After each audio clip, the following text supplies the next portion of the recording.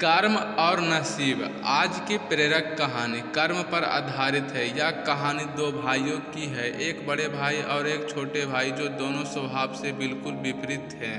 बड़ा भाई मानता था कि लोगों की मदद करना चाहिए, सेवा भाव रखना चाहिए, सबसे अच्छे से पेश आना चाहिए, जब जब मौका मिले दान करना चाहिए। छोटा भाई मानता था कि जीवन एक ही बार मिलता है, इसीलिए उसे खुल कर जीना चाहिए। जो भी मन में हो वह करना चाहिए, नशा हो, डांस बार जाना हो या कुछ भी जिससे खुशी मिले हुआ हर काम करना चाहिए। दोनों भाई अपनी अपनी मान्यताओं के हिसाब से अपना जीवन व्यतीत कर रहे थे।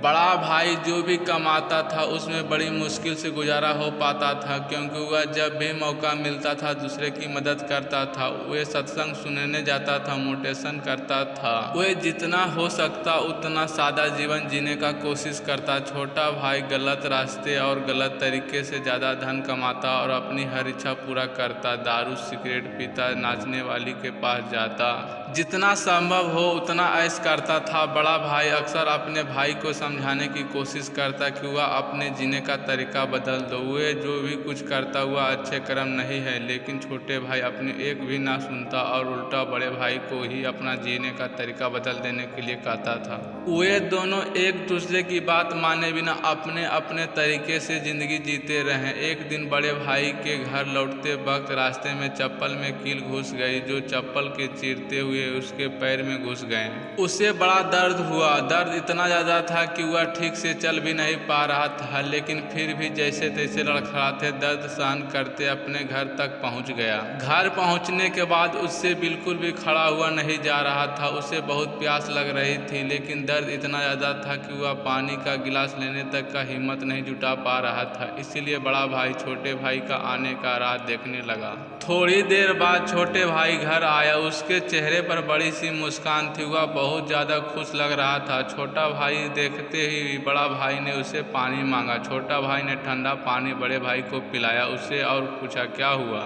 उसके बारे में पूछा। बड़े भाई ने बताया कि उसके पैर में कील घुस गया है। छोटे भाई बड़े भाई से बोला, देखिए आप इतना सादा और अच्छाई भरा जीवन जीते हैं, बदले में आपको क्या मिला, और यह देखिए मैं कितना खुशहाल जीवन जीता हूँ। इसीलिए आज मुझे रास्ते में यह हीरे का हार मिला है। हमारे दोनों की परिस्थितियाँ साबित करती है कि मेरा तरीका सही है और आपका गलत। बड़ा भाई बड़ा परेशान था, फिर भी वह छोटे भाई को समझाने लगा कि यह उसे तरीका सही है। बड़ा भाई कह रहा था कि तरीका मेरा ही सही है, लेकिन शायद कुछ गड़बड़ है, कि इसीलिए हम ऐसा करते हैं कि कल हम दोनों ज्योतिष के पास अपनी अपनी कुंडली दिखाएं, वहाँ बताएंगे क्या दिक्कत है। वह जिस ज्योतिष की बात कर रहे थे वह बहुत बड़ा जाना माना ज्योतिष था। उसकी कोई भी भविष्यवाणी गलत नहीं होती थी। छोटा भाई हीरा का हार मिलने की वजह से वह बहुत खुश था, इसीलिए वह भी बड़े भाई के साथ जाकर कुंडली दिखाने के लिए राजी हो गया। अगले सुबह दोनों भाई अपनी अपनी कुंडली लेकर उसी ज्योतिष के पास पहुंच गया। बड़े भाई अपनी कुंडली ज्योतिष को दिखाया।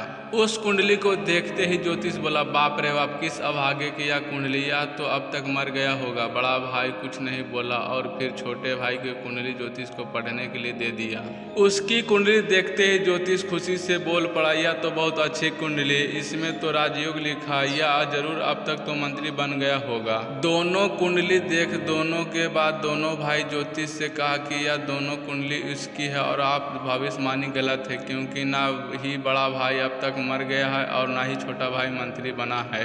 ज्योतिष ने दोनों से कहा कि मैं कुंडली पढ़ने में गलत हो ही नहीं सकता हूँ। अगर तुम्हारे कर्म कुछ ऐसे होते तुम्हारे कुंडली में लिखा बदल जा सकता है। ज्योतिष ने पहले बड़े भाई से और बाद में छोटे भाई से उनके जीवन जीने का तरीका और वह कैसे कर्म करते हैं उसके बारे में वितरण से जाना। ज्योतिष ने दोनों को समझाते हुए कहा कि मेरी पढ़ी हुई कुंडली गलत नहीं है, यह बड़े भाई का अच्छे कर्म है, जिसमें उसकी कुंडली में लिखी मौत की जगह सिर्फ एक कील का दर्द दिखा, और दूसरी तरफ छोटे भाई के बुरे कर्म जिसके वजह से उसका राजयोग चला गया और उसे सिर्फ एक छोटा सा हीरे का हार मिला, जिसके जल्द ही बेचकर खत्म कर देगा। दोस्तों, छोटी सी ये प्रेरक कहानी हमें यह सदियों पुरानी बात याद दिलाती है कि जैसी करनी होगी वैसी फल होगा। अगर हमारा वर्तमान अच्छा है या बुरा तो वह हमारे पहले पुराने कर्मों की वजह से है, और हमारा भविष्य अच्छा है या बुरा होगा यह हमारे वर्तमान के कर्मों के हिसाब से होगा। इसीलिए हमेशा ध्यान रखें कि अच्छा कर्म करें, ना छोड़ें।